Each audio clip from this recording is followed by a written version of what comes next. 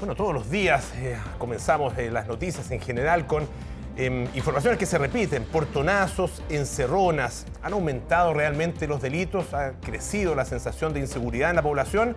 Bueno, Andrea Pino nos ayuda con las respuestas a estas preguntas. ¿Cómo está, Andrea? Muy buenos días. Hola, Andrea.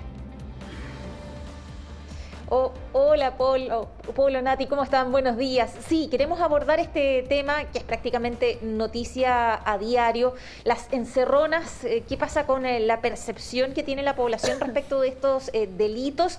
Queremos conversar con Daniel Johnson, él es director ejecutivo de Fundación Paz Ciudadana sobre este tema, y también hay una importante novedad que vamos a abordar más adelante. Daniel, ¿cómo está? Buenos días. Hola, muy buenos días, Andrea, Natalia, Polo, ¿cómo están? Buenos Buen días. día. Daniel, respecto a la caracterización de este tipo de delitos, ¿qué pasa, por ejemplo, con el daño que producen? ¿Cuál es la percepción quizás de la ciudadanía ante este tipo de delitos?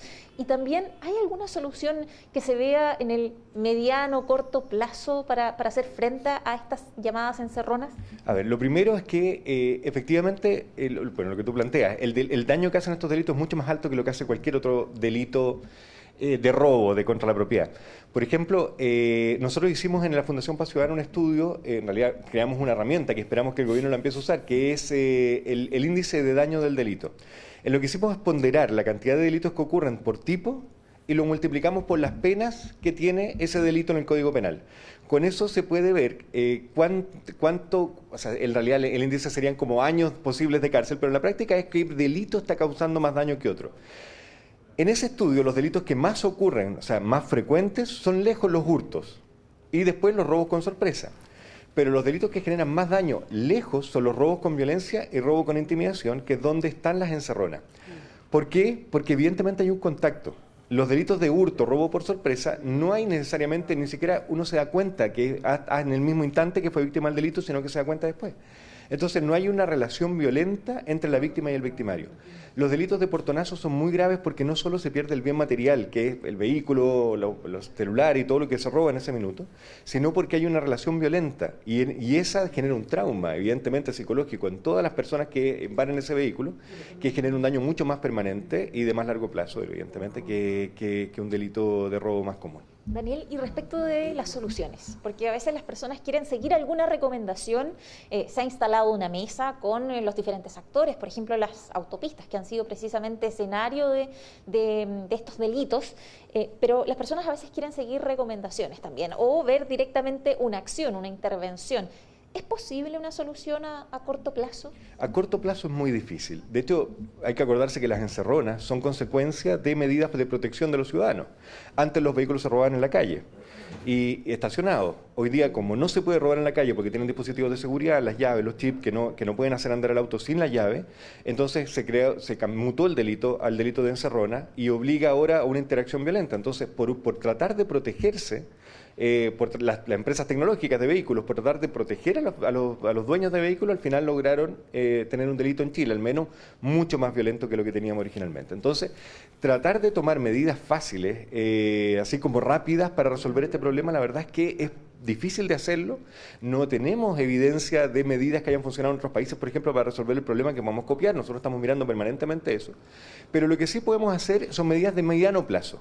Pero como van a tener efecto en el mediano plazo, las tenemos que tomar urgente y las deberíamos haber tomado ya hace mucho tiempo. Por un lado, el sistema de persecución penal. Evidentemente, el sistema está totalmente colapsado. La capacidad que tienen los fiscales de investigar este tipo de delitos es muy baja porque tienen muchos delitos en paralelo. Hablábamos que mínimo 40 delitos en paralelo tiene que estar investigando un fiscal y por lo tanto no tiene capacidades para poder investigarlo en profundidad. Entonces tenemos que liberarlo de delitos menores y darles capacidad para investigar los delitos que son más dañinos para la ciudadanía. Y eso significa que la ciudadanía, que todos nos tenemos que poner a veces un poco de acuerdo en decir, mira, pucha, a lo mejor hubo un robo de una bicicleta que lamentablemente hoy día no va a ser prioridad la investigación, pero vamos a tener que centrar esfuerzos para poder desarticular estas bandas. Porque lo que sí está claro es que hoy día las encerronas también han mutado. Si bien el delito es el mismo y se roba el vehículo, hace algunos años, hace 3, 4 años, la cantidad de vehículos que aparecían después de haber hecho la encerrona era muy alta, era sobre el 70%. Hoy día eso ha bajado mucho. ¿Y por qué ha bajado? Bueno, porque los vehículos anteriormente se robaban para dos cosas. Para jactarse en las redes sociales, un joven que iba manejando un vehículo caro o por otro lado, porque lo ocupaban para hacer otros delitos. Por ejemplo, los alunizajes, que era muy típico en un momento de nuestra historia, para hacer tours delictuales que iban robando con ese vehículo otras cosas. Hoy día los vehículos no aparecen porque son reducidos. Y esos son tres posibles medios: o son desarmados, o son clonados y son vendidos nuevamente en el mercado nacional, o son exportados. Los tres casos necesitas una banda delictual. Ya no es un delito individual, es una banda que está operando y que tiene la capacidad instalada para generar estas tres acciones. ¿Estas bandas están identificadas, tienen un perfil, algo a lo que también se pueda enfocar o algo que también se pueda abordar? Para poder determinar ese perfil y identificarla, lo que tenemos que hacer es fortalecer la persecución, lo que decíamos. Y eso es lo que estamos montando en la Fiscalía Regional Metropolitana Sur. Hay que fortalecer las capacidades investigativas para que dejen de investigar los crímenes individualmente y puedan agrupar las causas y entender cómo es el mercado que está operando detrás, y de esa manera poder desarticular esa banda y reducir el delito que está ocurriendo en las encerronas. Ese es el único camino que va a tener un efecto real. Además de, evidentemente, la prevención temprana de que los jóvenes dejen de involucrarse en estas bandas. Y para eso hay que fortalecer los factores protectores que pueden contrarrestar los factores de riesgo que tiene cierta población infantil en Chile, que podrían hacer los que se involucren en estas conductas. Daniel, hay preguntas en el estudio. Natalia, te escuchamos. Daniel, ¿cómo está? Muy buenos días. La verdad que uno lo escucha y claro, se angustia sobre Hola, todo Natalia. Uno como mujer. Le quería preguntar, a la espera de que las autoridades tomen cartas en el asunto, ¿qué puede hacer uno? Evitar, por ejemplo, salir en ciertos horarios. Yo sé que no corresponde que uno se ande restringiendo por los delitos, pero la verdad es que uno se pone en ese escenario y no quiere someterse a una experiencia así. No sé, evitar autopistas. ¿Qué pasa en el caso si uno pone resistencia? ¿Cuáles son las recomendaciones que podemos hacer hoy día para evitar que estos delitos sean tan dañinos como usted dice? A ver, efectivamente lo primero es no poner resistencia, eso es básico, o sea, jamás tratar de defender el bien. En el minuto en que uno está siendo víctima del delito, esto es bien difícil de hacerlo, pero es muy importante hacerlo. Es que uno se fije, más que defender nada, uno entregue lo que le están pidiendo, pero se fije en las características de las personas que están cometiendo el delito.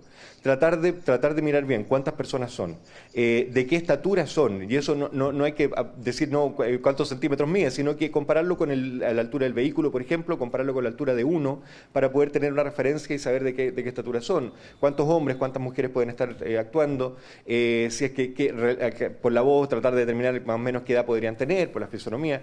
Eso es muy importante, o sea, tratar la ropa que están vistiendo, o sea, tratar de caracterizar después para entregar la mayor cantidad de información, entregar el vehículo, y lo otro es cómo uno puede prevenir, la verdad, por dónde circular.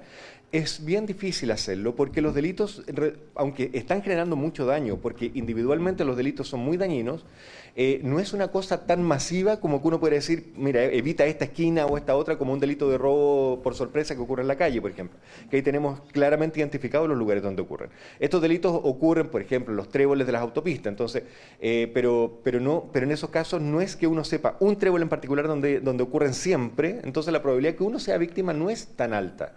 Pero de todas maneras, los tréboles de la autopista, por ejemplo, entrar en el trébol y mirar, fijarse si hay un auto que está andando delante de uno a una distancia demasiado corta, tratar de pasar de largo y salir en el trébol siguiente, cosas como esa, pero la verdad es que aquí las autoridades son las que tienen que tomar las medidas, principalmente para que evitemos ser víctimas de estos delitos en el mediano plazo. Bien, Daniel, se nos acabó el tiempo, lamentablemente. Nos quedaron al menos dos temas pendientes, que ayer se presentó un programa, un observatorio ciudadano, el gobierno regional metropolitano lo presentó, enfocado en 12 comunas, entiendo. Eso debería tener un resultado quizás pronto, entiendo que hay plazos, pero 2 años, quizás 1 año. Sí, es muy importante. Es por primera vez estamos trabajando en conjunto. 12 municipios de la zona sur de Santiago, la Fiscalía Regional Metropolitana Sur, la Gobernación Regional y también está trabajando la Delegación Presidencial.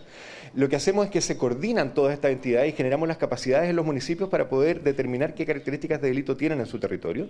Y la Fiscalía se insuma también para la persecución penal de la información de los municipios y al revés, los municipios se insuman de la información de la Fiscalía.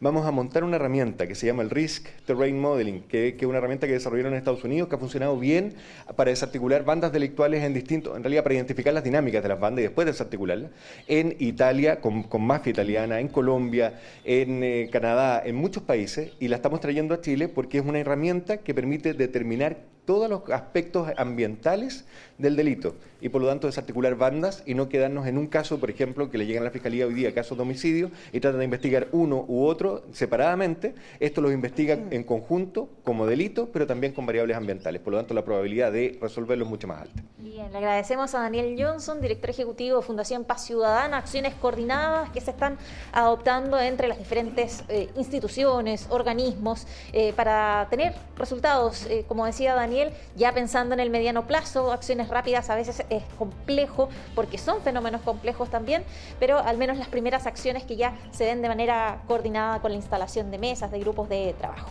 Perfecto. Muchísimas gracias, Andrea. Gracias también a Daniel Johnson por todos los antecedentes.